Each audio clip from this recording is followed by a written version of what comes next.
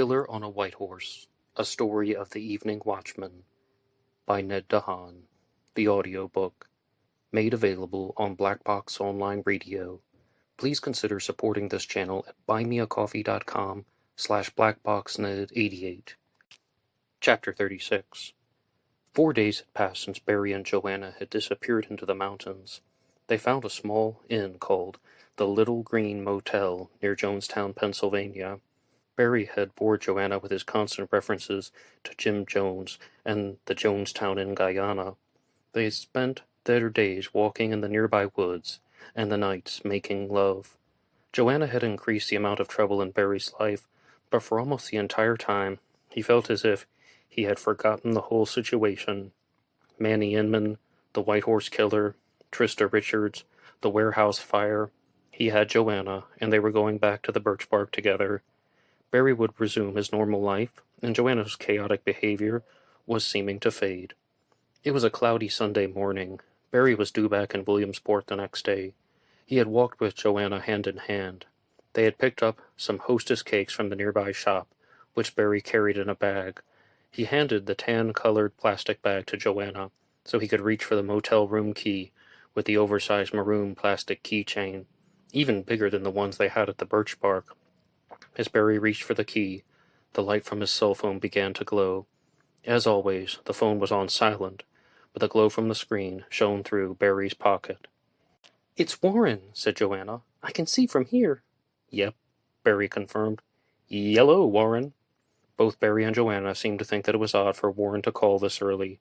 Of course, he mostly had his routine down during the week, and it was normal to talk to Warren in the evenings, even at odd hours sometimes, but at 10:30 a.m. on a Sunday was out of the ordinary.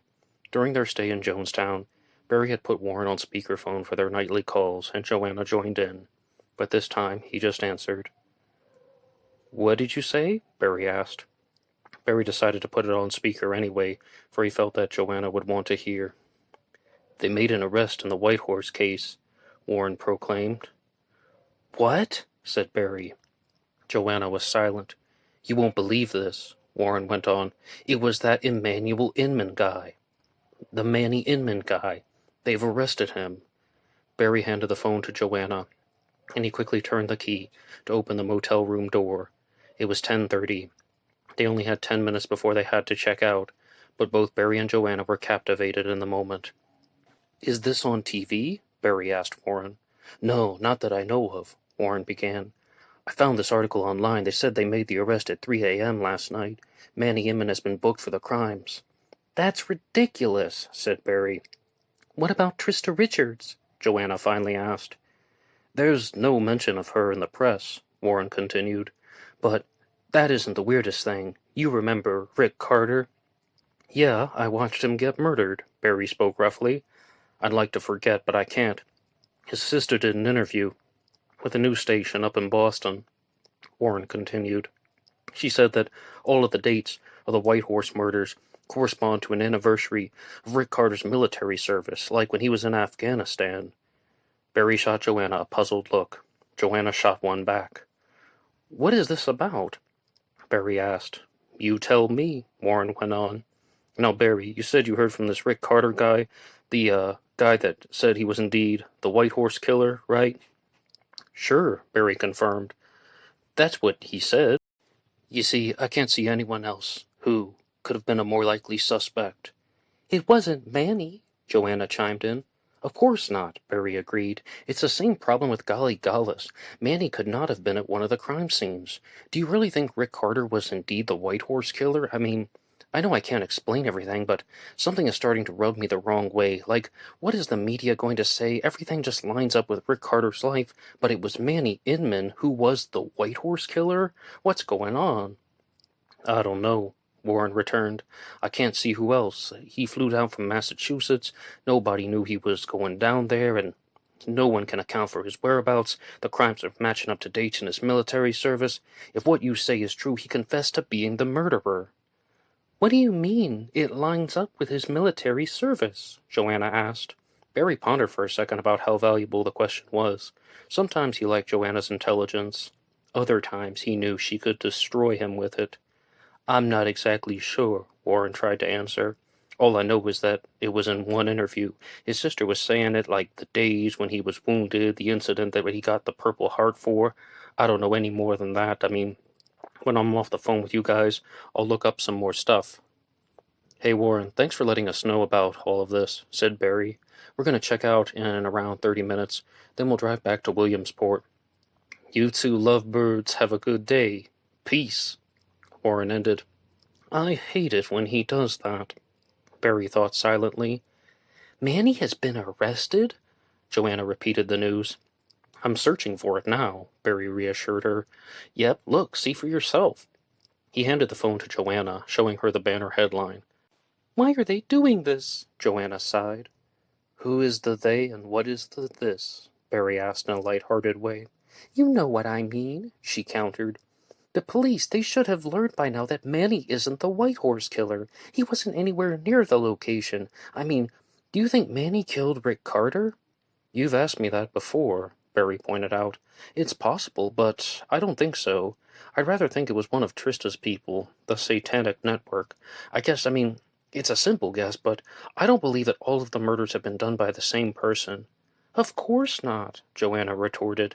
You saw someone kill Rick Carter. He didn't kill himself. Joanna was intelligent, but Barry simply felt foolish for expressing his obvious ideas like that. But there is a bigger thing we're missing, Barry explained. What's that? Joanna asked. Rick Carter talked about you, Barry went on. He talked about all of us. He knew things about us like our locations. He knew that you were in the hospital. It isn't something that he could have learned from reading social media profiles. He said he had ongoing communications with Manny. Joanna sighed again. I admit that's weird, she contributed. But I swear on my life, Barry, I've never seen this Rick Carter. Manny never mentioned him. I don't know anyone by that name. All he said was info that he could have learned about from following us. It doesn't actually mean that he was the White Horse Killer. I know. I think about it too, Barry agreed. Something doesn't seem right. Who on earth just confesses to crimes like that? It almost seems like he's more about boasting than about the actual crimes themselves. Remember, I watched a lot of true crime shows, Joanna started. If someone is bragging about their crimes in letters or talking about it openly, the crimes are less important to them. They're thinking more about the power that comes with it. Like, they're desiring the fame of it all. And they also want to show the world that they are more intelligent. I mean, that sounds like this Rick Carter guy, but for some reason it's just not sitting well with me either. Barry felt a genuine moment of confusion. But Joe, why would he talk to me at all if he wasn't guilty? Barry asked. I mean, I can get that someone is bragging about crimes that he committed. Sure, he wants to show off, but if he didn't actually commit the murders, what is there to show off about? I don't know, Barry, she retorted. But one thing I do know is that Rick Carter is a liar. I've never heard of him. You even heard Manny say that back at the Birch Bark room, that he had never heard of Rick Carter. If Manny was lying about that, he kept it a dark and well-guarded secret. Do you think that Rick Carter found Manny online and just started following him? Like a cyber stalker? Barry asked. No, I shouldn't say things like that, Joanna denied. I don't want to talk in circles. Someone will figure it out that Manny wasn't the White Horse Killer, though. But for now, Manny Edmund is behind bars, he answered. No one will be coming after us. No one is going to try and barge in our room and hold a gun to our head. Our room? Joanna inquired in a soft way. Yes, our room, Barry added. You and me, we will stay there. I have my job back tomorrow, and you'll find one too.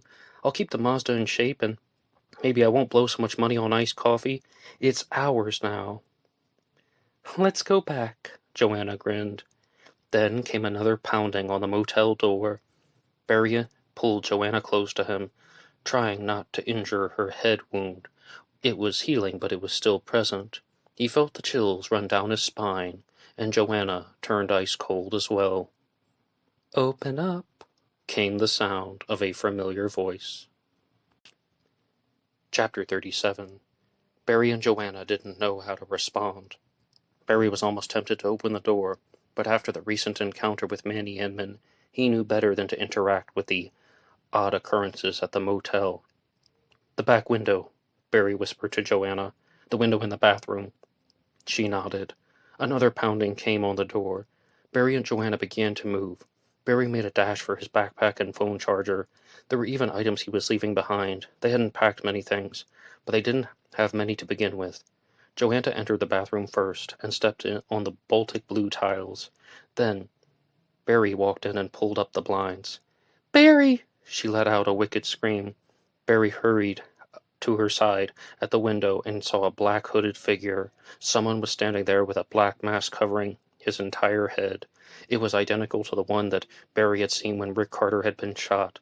Barry had only caught a glimpse of the hooded figure on that day, but he sure remembered it. Joanna and Barry stood almost paralyzed, thinking about how surrounded they were. The figure in the black hooded mask was like a statue, until the person started tapping on the glass with an index finger. Another pounding came on the front door. "Open up! It's room service!" a taunting voice called. Barry simply reacted and opened the door, gently and slowly. He expected to find another masked individual at the front door, but instead he only saw a man and a woman in neatly dressed clothes. The man wore a light brown, almost tan suit with a golden tie and a white shirt. He had dirty blonde hair with traces of gray. The woman had similar hair, but she wore a blue dress with a type of white lace border around the collar. "Mind if we come in?" said the man. The woman and man casually walked into the room and almost pushed Barry aside, as if he was nothing more than a stuffed toy. The man was around 3 inches taller than Barry's frame, and the woman was tall as well. They both sat down on the bed. "Barry Albert," the man acknowledged. "Joanna Skite," the woman spoke.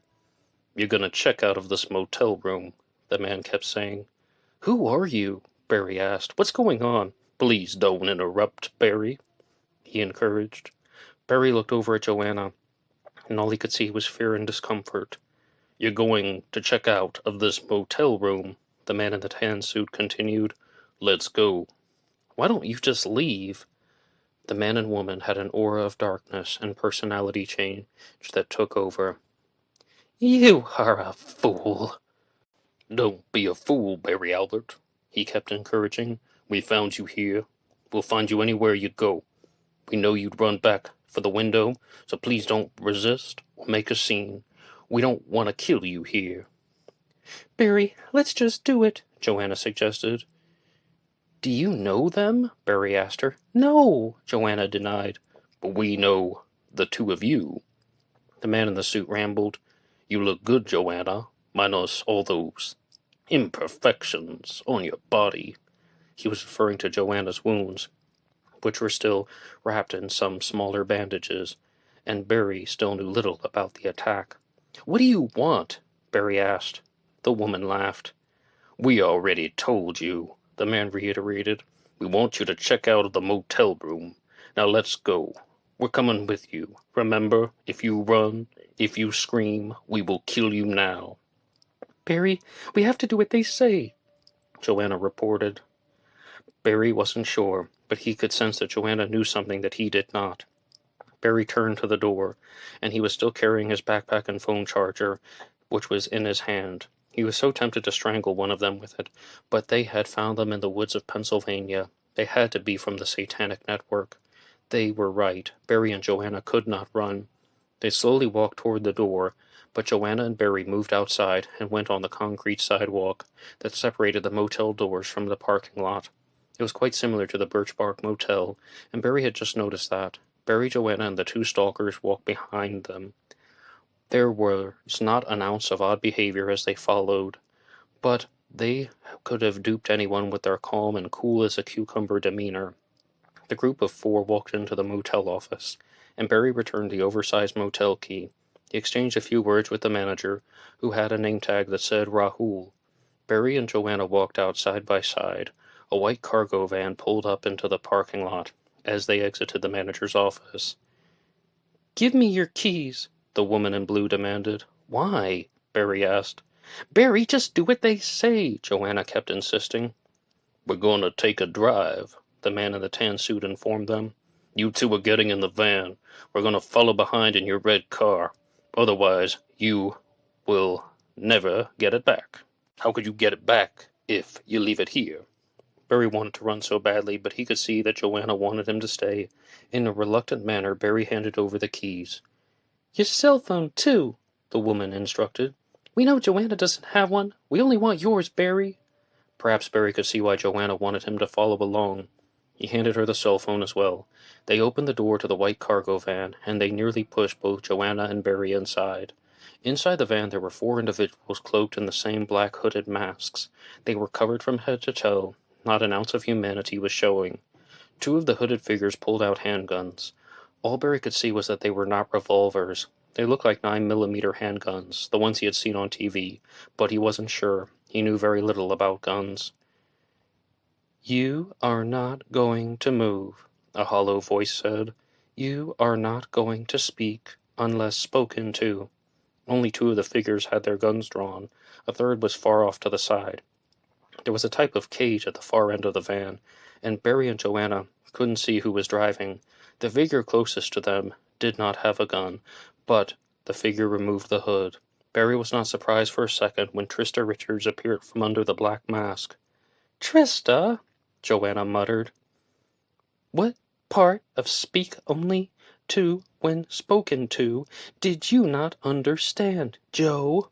Trista, what's going on? Joanna asked. We might have to kill you sooner than you think if you don't shut up, Joe. You don't have to do this, Joanna pleaded. What's going on?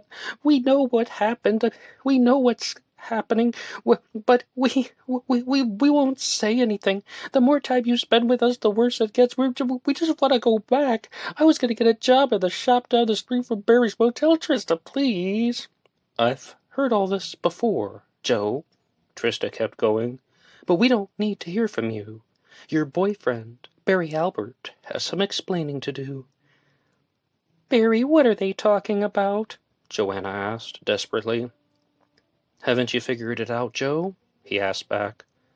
I'm the White Horse Killer. Chapter 38. Part 2. Joanna. Joanna sat in the back of the van. There were 2 guns pointed at her, but for some reason she didn't seem to mind about that anymore. She was more concerned about the news that Barry Albert had just dropped. Joanna didn't believe what she was hearing.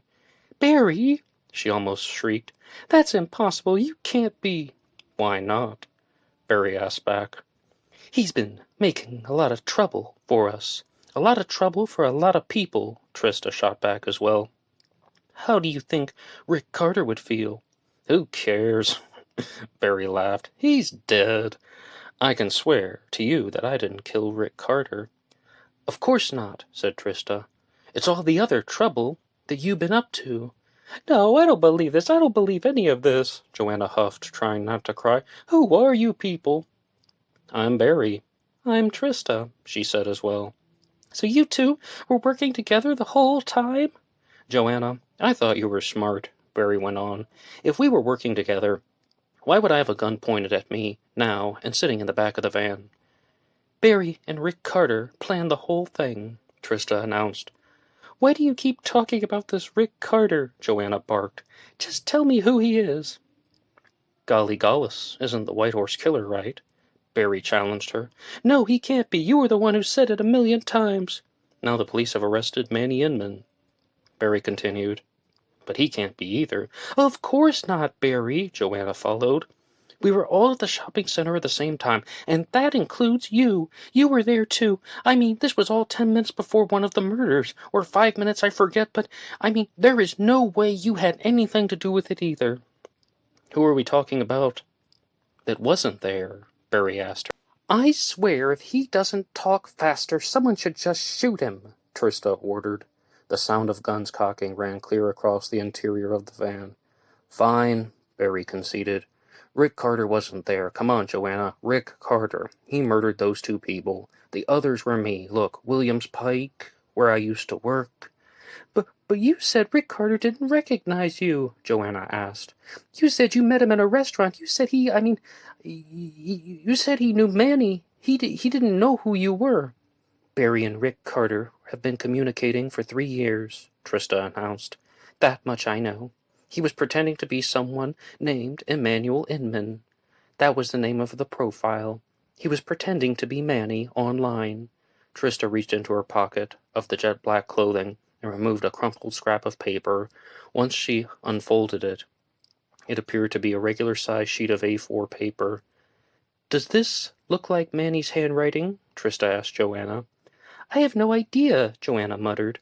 "I don't think I've ever seen Manny write anything." "Neither have I, Joanna," muttered Trista. "To be honest, Manny is probably illiterate. He's good with words some of the time, but I doubt he can completely read. Doesn't matter anyway." "So you were against him the whole time?" Joanna asked Trista. "Against whom?" Trista challenged her. "These people here are my family. Manny means nothing to me, nor does Golly, and neither do you, Joanna Skite." Joanna knew every word that Trista uttered was true. She had known for quite some time, but she still began to weep once she heard the words. "Now you're just being nasty," Barry mocked Trista. "Shut up unless I ask you to speak," she roared back. "There is one thing I'd like you to say, Barry Albert, and that is, how did you find out about Manny Inman? We've scoured your life story and we can't find the answer. We know what you did, but how did it happen?" "I met him at a bar once," Barry answered. "It was in the D.C. area. I don't even remember where exactly. All I remembered was this guy was running his mouth and talking, and he was acting like he was Jesus Christ or something. He was talking about how he deserved praise, and whenever someone said something like shut up, he would say something really dumb like, 'Shut up? Why don't you shut down?' I pretended to be his friend for like 30 minutes. I learned his name, and in a split second, I hatched the plan. It started as a what if, really, like, what if I really did this, committed a series of murders, and blamed it on this weirdo type, Emmanuel Inman. I quit drinking that night, actually. The power of a murderous mind is so much more enthralling. I learned about Rick Carter by reading some guy from one of those journals of mathematics. He wrote an article about using math and conspiracy theories. I knew he couldn't resist being part of the action. I pretended to be Manny Inman. I wrote silly letters, just writing in that fruity way of talking, never discussing anything specific. Up until you, Manny, and Joanna arrived in Williamsport, I wasn't sure that I was going to do it. Then one day, I was driving out to work at the warehouse, and I saw Manny Inman walking down the road. I recognized him instantly. I remembered him, and I wrote to Rick Carter, even sent the letter overnight, and I told him to come down to Williamsport, Maryland. He couldn't resist once again. I murdered 2 of the victims. Rick Carter murdered 2 of them, and someone from the Satanic Network here murdered Rick Carter."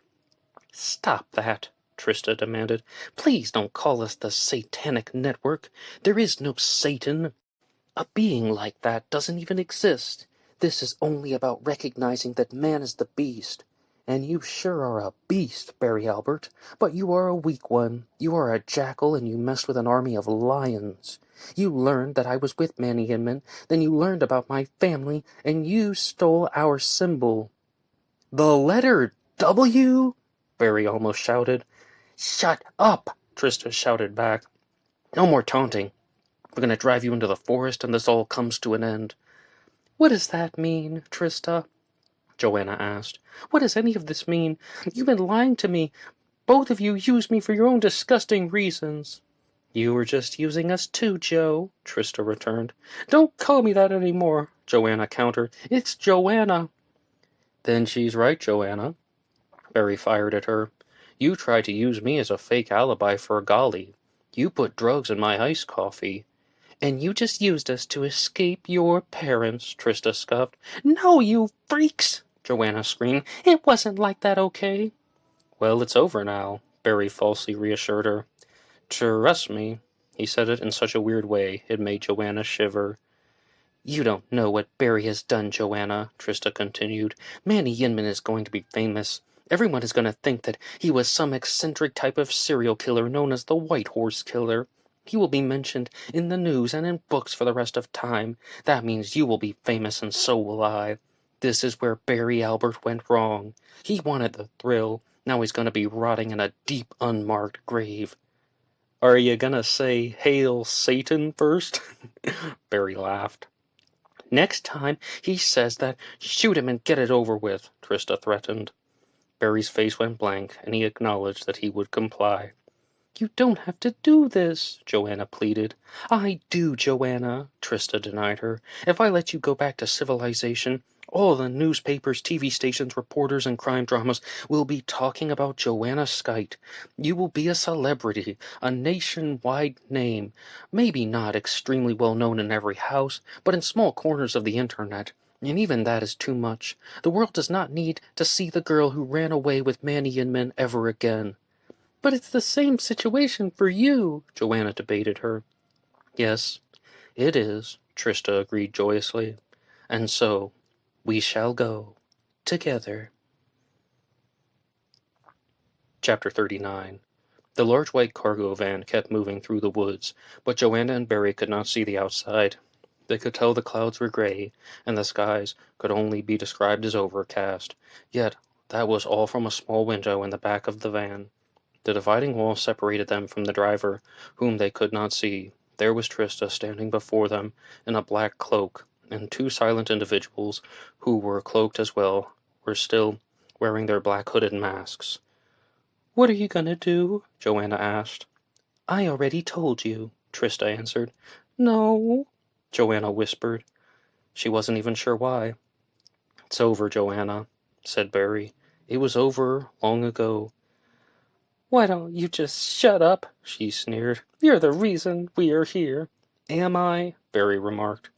"Well, in that exact way, yes." "Look at you two." "Is this love?" Trista highlighted.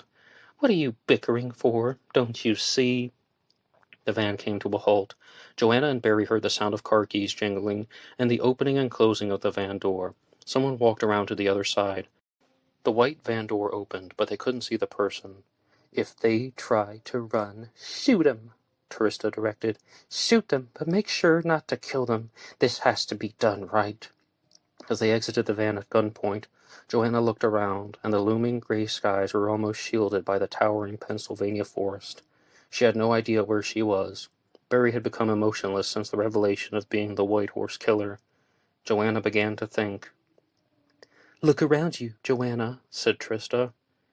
"Trees?" She nodded. "Exactly," Trista continued. "The forest is one of the few places free from corruption." Joanna and Barry watched as Trista took in a deep breath of mountain air. "It's beautiful," she elaborated. "Beautiful, but temporary. All things come to an end, even destruction." "I don't understand, Trista," said Joanna.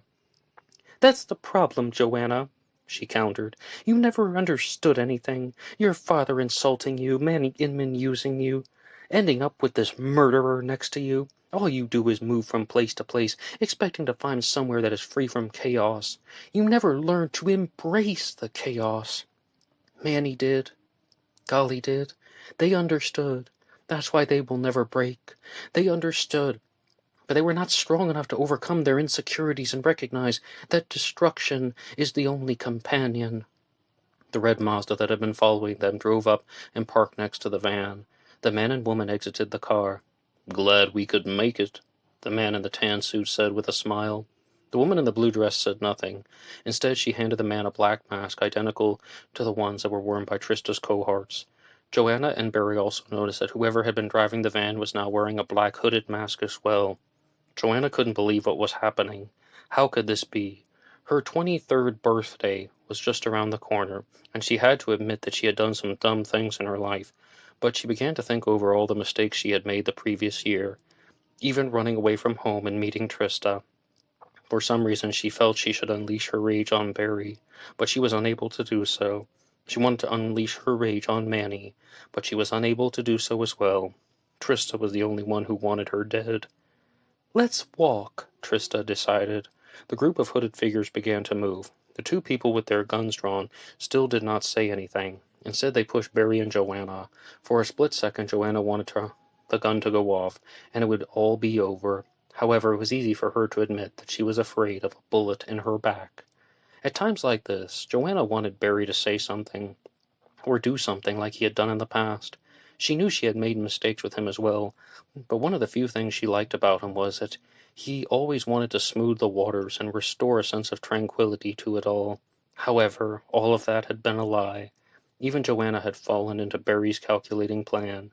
There she was, caught in the middle of two evil calculations.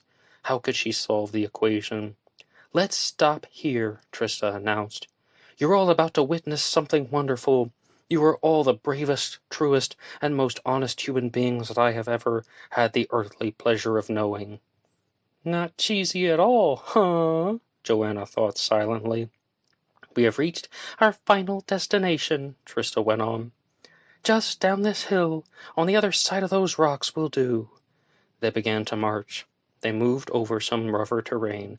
Joanna noticed that Barry nearly tripped over a fallen branch and lost his balance for a second. They made their way down the hill, and Joanna saw the trees were much thicker here, and the area was not clear at all. They had to step over thorn bushes. It was nearly a briar patch. A glowing smile poured over Trista's face. "Our time has come," she grinned. "Humanity, the cosmos, desire. Let us begin." The group of hooded individuals formed into a circle. "Even this individual, Barry Albert, is welcome," Trista spoke. "He revealed one of our secrets, but we could not control the destruction. We don't control destruction. We embrace the destruction. Embrace humanity. Embrace desire. Embrace the world as we say goodbye." "We?" Joanna thought. Trista began to sway her head and arms with the wind. "Let us feel the earth one last time," Trista presented. "The only love is the acceptance of destruction. You here are about to experience purity. You're about to experience the coming together of humanity, of the earth, and the stars." Trista reached into her pocket and removed what appeared to be a vial with a red liquid contained inside it. She raised it with her right hand, and the other hooded members removed their vials and raised them as well. "You won't feel anything, Joanna," Trista reassured her. "I wish Barry Albert could feel more pain, but in the long run it won't matter." "What is this?" Joanna faintly murmured. "Everything, and a teardrop," Trista sighed. "Drink it, or you'll get a bullet in the back of your head. Joanna, I remember our times on Earth. We spent a year together. But I'm going to kill you now. I don't want you to feel any pain. I would prefer to watch you die, embracing destruction, as opposed to being a puddle of brain mash and bloody guts. So be a good girl, and do something bad." Trista moved her hand out forward, unscrewed the cap of the open vial, and handed it to Joanna. She accepted it, but her hands were beginning to shake. She didn't want to drink it. Next, Barry grabbed the vial from her hands. "I'll go first," Barry proclaimed. "Okay with everyone? I'll drink it." Barry took a deep breath, and Joanna could see a small touch of fear in his eyes. Then Barry took the vial and almost drank the red liquid. Trista smiled, then Barry paused. "Can Joe and I do it together?" Barry requested. "In the name of chaos," Trista desired. "And now, Joanna." "I bet there won't be any taste. It'll be easy, Joe," said Barry. "Don't call me that," she retorted. "It's Joanna." "Well, Joanna, there's no point in—" Barry stopped right in the middle of his thought. "Well, Joanna, it was nice knowing you, all the same." Trista removed another vial from her pocket. "Now it's your turn, Joanna," she demanded once again. Chapter 40. Joanna felt something like butterflies in her belly, and she hoped that Barry would not drink whatever potion Trista had proffered. Instead, Barry gazed upon her with a look that seemed fearless on the surface, but Joanna was almost sure that Barry was concealing his feelings of fear and doubt. Even though it was the daytime, the glare of a flashlight spread across the narrow valley of the Pennsylvania forest. The sound of multiple men rustling through the woods followed, and a voice shouted, "Stop! Police!" Trista might as well have been struck by lightning. "Our time has come," she said, trying to remain calm. "Now, everyone, this is our goodbye." Trista removed a second vial from somewhere under her cloak, and she quickly opened the lid and drank the contents. The other members who had been hidden under their hooded masks did the same. They removed vials and consumed without even removing their hoods. Barry dropped the vial and the dark red liquid spilled. "Don't ruin me, Joanna," Trista murmured. Those were the last words Joanna and Barry heard. Slowly and gently, one by one, the hooded figures went to the ground. The voice that had called from the ridge emerged, and 4 male individuals walked down the short hillside and joined Barry and Joanna. "Barry, good to see you," said an African-American male. "Nice to see you too," Barry agreed. "That was as close to perfect timing as you could imagine." "You always said I called on the dot," the man returned. Barry and the individual shook hands and almost had a small hug. "Joanna," Barry began, "this is Warren Jones." "Warren?" Joanna gasped. "You're the Warren we always talk to on the phone?" "Yeah, I am," he answered. "And Joanna," Barry continued, "this tall gentleman in the green hat is Todd. He's the nighttime watchman." "Pleased to meet you, miss," said Todd. Over these years, Barry never mentioned that he had a girl. Joanna fell silent. She wasn't sure how to respond at that moment. "These 2 guys here are the weekend watchmen," Todd introduced them. "This is Kevin, that's Cody." Kevin was the shortest, dark in complexion, and wore a basketball jersey over top a white shirt, and Cody was an inch or 2 taller, with blue eyes and blonde hair that had a hint of red in it. "So, no one is with the police?" Joanna asked. "No," said Warren. "That was just to get them to, we hoped to back off, but it looks like I guess the shock just hasn't set in yet." "Not even for me," Barry admitted. Barry?" Kevin started. "It's actually nice to meet you and all, but what's going on here? What the actual fuck? I mean, these people, that's what I'd like to know," Joanna concurred. "What's all this about you being the White Horse Killer?" All the men except Barry laughed. "Thanks a lot, Joe," Barry muttered. "Is it okay if I—" "Yeah, whatever," she dismissed. "But why did you say you were the White Horse Killer?"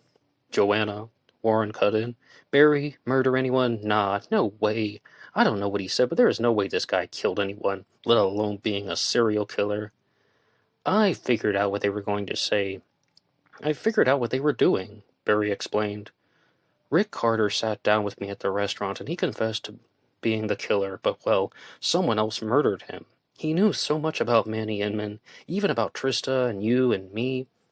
Manny didn't seem to recognize the name when I said it back at the motel room, but Trista smiled. Of course, she knew that he had been murdered, but it was my guess that Rick Carter had been communicating with someone whom he believed to be Manny Inman. Trista, or one of these people, here on the ground, suspected that that person was me. They thought I was the White Horse Killer. But that's impossible, Joanna. I was in the parking lot by the cafe at the same time you were. I was also at the warehouse at the time of the other crime. I couldn't have committed those murders, especially not Rick Carter." "Then who is the real White Horse Killer?" Joanna asked. "Was it Rick Carter?" "I have no idea." "I'd like to know myself," Warren added. Must be some sick fuck," Todd laughed. "Look, I've seen some sick fucks before, but there are a bunch of bodies on the ground here. I don't know about y'all, but I'm planning to get out of here. Part of me is expecting they will all wake up." Joanna found no humor in that, but she noticed that Kevin and Cody were laughing too, albeit laughing in an uncomfortable way. "I mean, Rick Carter did some things," Barry pondered. "He seemed like he wanted attention more than anything else. Or maybe more like notoriety, like he wanted people to respect his ideas. I doubt anyone will ever look at him as a suspect since he was murdered and the W was found. People will always think he was just a victim, and the W was the signature of the White Horse Killer. Golly Gallus will have his lawyers shred any chance that he was the murderer, and Manny Inman is a horrible chatterbox.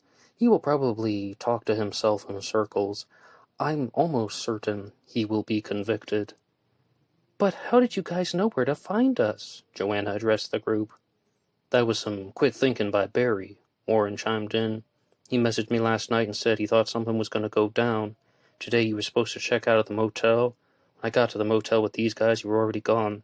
Thankfully, Barry had linked our phones with the GPS. He said that was when Trista was likely to do something." "I had no idea they were planning a mass suicide," Barry answered. "Yeah, dude," Cody interjected. This is, really weird. What do we do? Should we call the cops or something? I wouldn't if I were you, Warren suggested. They were a bunch of freaks anyway, Todd said sharply. It was the least of the issues at that point, but Joanna was right about one thing. He probably wouldn't get along with Todd.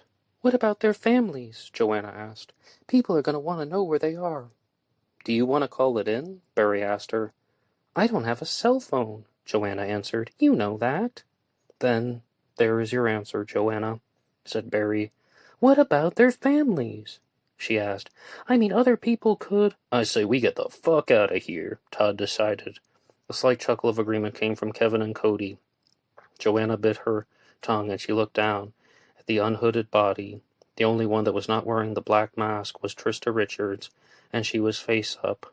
Joanna had once thought of her as a sister, but now Joanna felt nothing more than foolishness spreading across the memories that she had with Trista, the memories that they had created over the last year. Chapter 41, Part 3, Barry. Removing the car keys from the pocket of a dead person was more disturbing than Barry had imagined. He couldn't believe it. Joanna actually thought that he was the White Horse Killer. Barry knew that he had no understanding of humanity, but he couldn't figure out what he had done to make Joanna think like that. Except for the fact that you confessed to it, he suddenly realized silently. Oh yeah, that's right. What's that? Joanna asked. I didn't mean to say that, Barry went on. Sorry. They were back in the red Mazda, and Barry was just about to pull over at a fast food restaurant with a name that he had never heard of before and wouldn't remember. Warren's car was a metallic blue Jeep Liberty, and it pulled up beside him. What gives? Warren asked. You two okay over there? Todd called from the passenger side. Yeah, I just wanted to say thank you to you guys for coming out, and Barry began. What do you say if I buy you guys some chocolate milkshakes? Personally, I'd rather have strawberry, Joanna whispered. I'd rather have a soft-serve ice cream cone, Todd heard her and chimed in. Barry knew that he and Joanna were running low on money, but even after paying for the small motel room for the last several days and eating junk food, they still had over $100. Barry made the one request that they not enter the restaurant.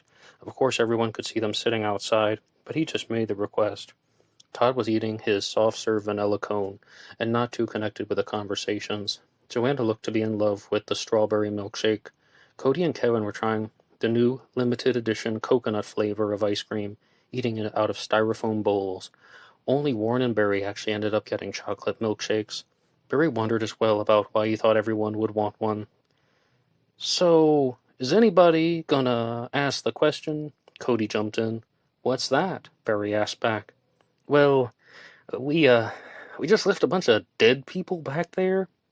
He was definitely nervous, but not in a panicking way, just alert and on guard. Shouldn't we, call someone? Cody went on. Even 911? No, said Barry, we shouldn't. Don't you think, this is gonna come back to, bite us in the ass? Cody tried to argue. It won't. Barry dismissed the idea. I don't know, Barry, he kept saying. If what you say is true, I don't see what you did was wrong. You said they, kidnapped you or something. Abducted you. That's them doing the wrong, not you two. I know they were wackos. I saw them all drink that stuff and pass out. I guess it happened so fast I forgot to be traumatized or something. But I would gladly testify on your behalf, and, if you didn't do anything wrong, why don't you want anyone to know? Well, that's very nice of you, Cody, Barry admitted. But they're in the middle of the woods. All they have is their white van. Perhaps someone will find him at some point, perhaps not. If the authorities were good at finding anything, I expect they would have found the real White Horse Killer by now. Speaking of that, Todd interjected, I've been looking at that stuff on the TV, and sometimes I listen to that radio station 1019, what was it, WBOR? WBBR, Warren corrected him. Yeah, whatever, Todd continued. I've started to think about it, and I think I know who done it. It was the CIA. Anytime they have something like this going on, it is a CIA operation, multiple operatives and random targets. But Rick Carter was the final victim, Warren started on his own. He met Barry and he was killed by one of those people in black costumes. I think it was Rick Carter the whole time. He committed all of the murders, but no one will ever look at him as a suspect because he is the final victim." Joanna grabbed Barry's arm while the other four guys were discussing the case and talking about theories and the White Horse Killer mystery. "These guys don't know what they're saying," Joanna tried to say. "Maybe not," Barry concurred. "Do you remember who I told you the White Horse Killer was, like before?" "Oh, no, sorry, I don't," Barry had to confess. Joanna did not look mad, but appeared to be disappointed. "It was Trista," Joanna reintroduced. "Trista?" Barry almost gasped. "When did you say that?" "Do you remember when I solved the code?" Joanna reminded him. "It revealed the letters R and I. You even said it. Trista's last name is Richards." "Joanna, what are you talking about?" Barry demanded. "Trista didn't. She couldn't have murdered all those people. She was at the cafe at the same time." "Jesus Christ, I know that, Barry." Joanna used a stage whisper. "Of course she didn't do all of it. That was Rick Carter. R is for Rick and R is for Richards. They were planning to blame it all on Manny. Trista knew what was going on the whole time. She was blaming the White Horse murders on Manny. That's why she sent me to your motel room to create an alibi. Trista was the one sending those letters to Rick Carter. She was the one pretending to be Manny." "Joanna," Barry muttered, "Trista just tried to kill us both. She thought that I was the White Horse Killer. I made up that part about meeting Manny Inman at a bar and sending Rick Carter letters under his name. Why would Trista sit there and listen to that silly story if she knew the truth about the White Horse Killer the whole time?" "Firstly, you're being very rude. Rude and dismissive," Joanna scolded him. "Secondly, you saw Trista die, just as clearly as I did. She did not have a balanced way of thinking. I only wish that I had known that sooner. Thirdly, and this is what I've been trying to tell you, Trista may have believed that you committed one of the murders. She said it, and you said it yourself. You saw the person in the black costume murder Rick Carter, the same costumes that they were wearing back in the woods. They murdered Rick Carter. That was probably Trista.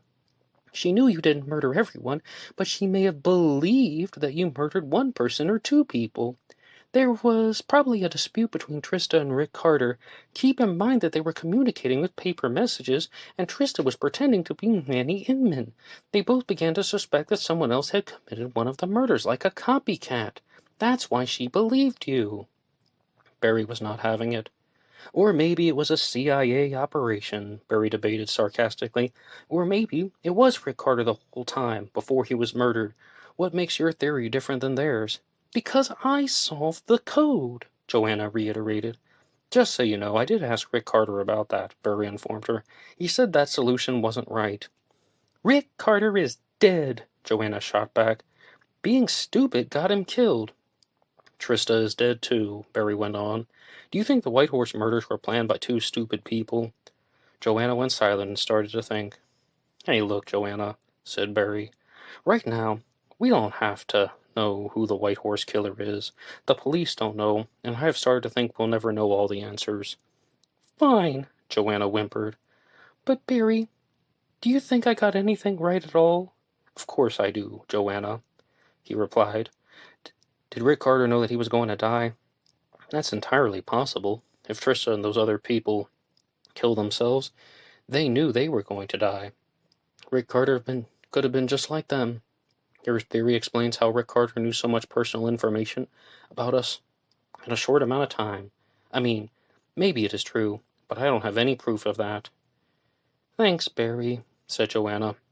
"It's nicer when we see eye to eye on something." "Something we may never know the truth about," Barry thought, silently, to himself. Chapter 42. Barry and Joanna were back in the red Mazda. They were driving south under the cloudy gray skies. There wasn't much to talk about. Barry expected this ruse and facade about being the White Horse Killer had put Joanna off. There was also the possibility that his rejection of her solution to the mystery had hurt her feelings. Barry had already missed the pleasant nature of their escape in the Pennsylvania motel. As they drove back toward Williamsport, Barry felt a small wave of displeasure about to come down. This was supposed to be the dream. He was supposed to be heading back to the Birch Bark Motel, room 8703. He had his job again, and he had Joanna by his side. She could get a job at the store inside the gas station, just like she talked about. They could do it all, no matter what. She is beautiful, Barry thought in silence. Even the stitches and the gauze on some of her old wounds were there, but Barry knew he would always find something remarkable about Joanna Skite. Sadly, there was a feeling of discomfort inside the two doors. Joanna appeared to be far from content, and she wanted Barry to know it. Pennsylvania quickly turned into Maryland, and the two vehicles headed toward Williamsport. Just like that, they were back in the parking lot of the Birch Bark. Barry still had his key and dropped off his backpack and came out to meet the guys. "Do you mind if I use your bathroom?" Joanna asked for permission. "Of course not," Barry answered. Joanna entered the room and closed the door behind her. Barry walked over to the SUV. By now the sun was shining through the clouds, and the afternoon had almost developed an orange glow across the landscape. "So what are you up to now?" Warren asked. "Not much," Barry answered. "Do you think you'll stick around for a bit? You're always welcome to spend the night." "Yeah, I'll just insert myself between you and Joanna," Warren joked. "No, not like that at all," Barry shrugged it off. "But it'd be nice to go somewhere, sit down in a restaurant and eat something. Those dead people back there are like a dark cloud that just disappeared or something." "It still all feels weird," Cody called from Warren's back seat. "Well, I'd love to stay and chat, but I need to get back to the homestead," said Todd. "Barry and I are back to work tomorrow, plus I gotta get me some sleep before I start staying up all night again. The night shift isn't easy when you're the only one there and your only task is to stay awake. A couple of days off kilter and I'm already out of practice." "We got places to be, too," Kevin called out. "No, you don't, Kevin. Shut up," Todd snickered. "No need to be harsh," Kevin muttered in response. "Right. I'll give these guys a lift," Warren informed him. "I'll come back here, meet you in like an hour, maybe a little bit less or something." "See you then," said Barry, as he waved. Barry walked back into room 8703. As he opened the door, he saw that the TV was on. He hadn't been the one who used it, though. It must have been Joanna. The news was running, and there was still a photo of Emmanuel Manny Inman with the words, "Breaking News," written alongside. It was only a second. It only took a moment for Barry to see the story wasn't focused on Inman. Instead, it mentioned a different name, Robert Gallus. He had been released from prison. It did mention that Manny Inman would stand before a judge in the near future, as Trista had predicted before her timely death. Emmanuel Manny Inman would become somewhat of a media sensation, but somehow in the mix of things the authorities had discovered that Golly Gallus could not have been the killer. At least that didn't stack up compared to the babbling loudmouth known as Manny Inman. "Hey, Joe," Barry called to Joanna. "Joe! Joanna!" Barry kept calling, but he didn't take his eyes off of the screen. He waited for her response, but there was none. He walked toward the bathroom door, and he found that it was unlocked. He simply tapped the synthetic wood with his index finger, and the door swung open. The bathroom was empty, and Joanna was nowhere in sight. However, the bathroom window was open, and Barry felt a warm, gentle breeze flowing in, and it caressed his face. "Joe?" he called one last time. Barry walked into the motel room, and he began to look around. Then he moved over to the notepad that was on the table, the same page that Joanna had used to scribble her attempt at deciphering the code. In one of the corners was a tiny message reading, "Barry, Golly is out of jail. I have to go see him. Thank you for everything. I'm sorry. Joanna." The warm breeze now filled the small motel room, and Barry knew that it was over. Some way, somehow, he knew that Joanna wasn't coming back. Just like that, she had returned to Golly Gallus. "Was I just your short-term replacement?" Barry thought without saying. He knew that it wouldn't have lasted forever. He knew that at a certain point he and Joanna would part ways, but he never expected that it would be like this. The moment she learned about Golly getting out of jail was all she needed to jump out of the window and run. They had tried to escape that way from Trista's network, but failed. This time Joanna had succeeded in getting away, and Barry was left with nothing but a note written on the pad and the warmth of the breeze. Chapter 43. Warren Jones had returned to room 8703. On the way back from dropping the guys off, he had swung by the gas station and picked up a liter of iced coffee. Barry had texted Warren the news, so he had figured that Barry would have been in the mood.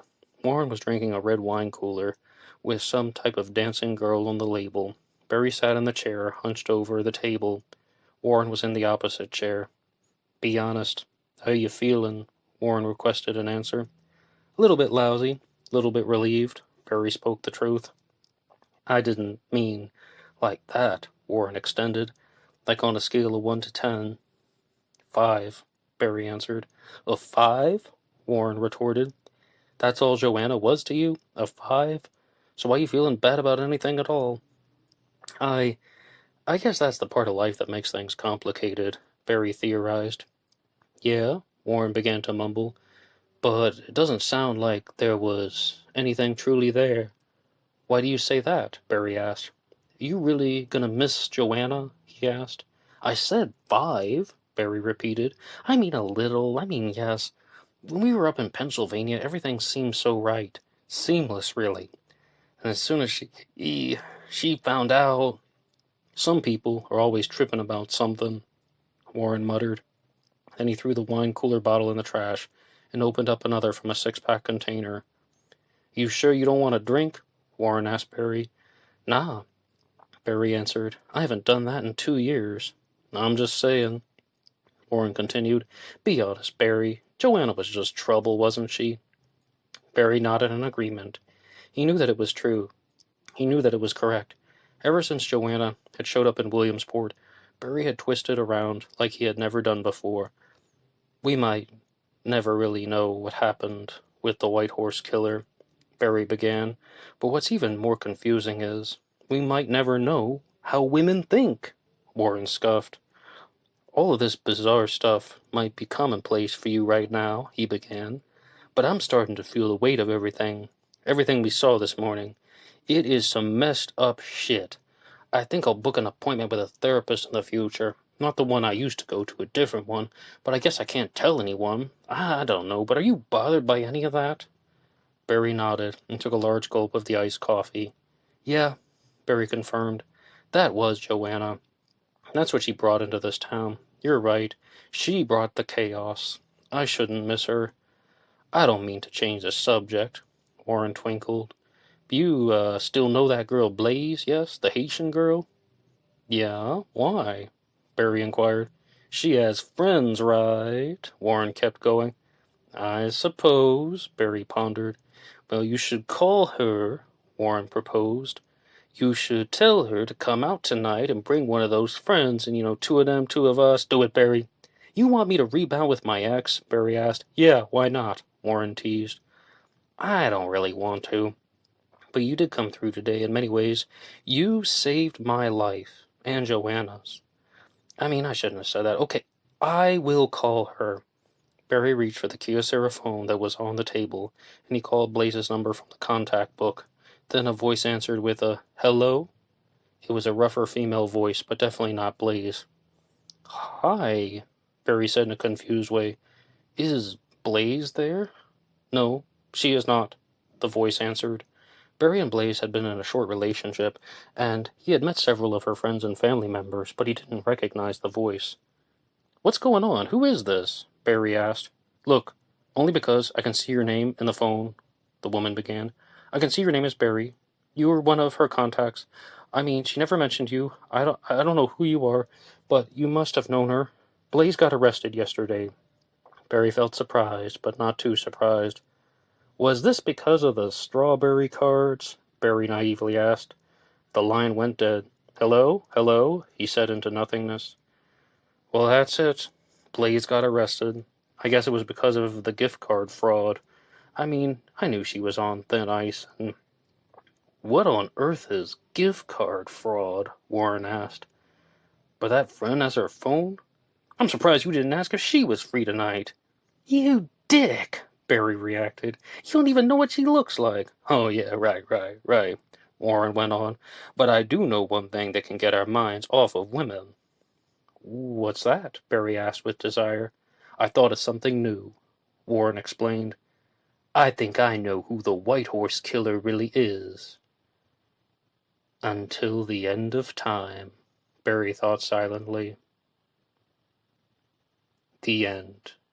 Thank you so much for listening to this recording, made available on BlackBoxOnlineRadio. As always, please like and subscribe. Feel free to visit some links in the description box, including the one for BuyMeACoffee.com, BuyMeACoffee.com/BlackBoxNid88. And if you've enjoyed this recording, feel free to leave a comment in the section down below, and please look out for the sequel story, The Barry Albert Tapes, which is the final story in the second book, Down the Dark Lane, 3 Thrillers from the Motel. The audiobook for Down the Dark Lane will be released shortly. Thanks for listening once again.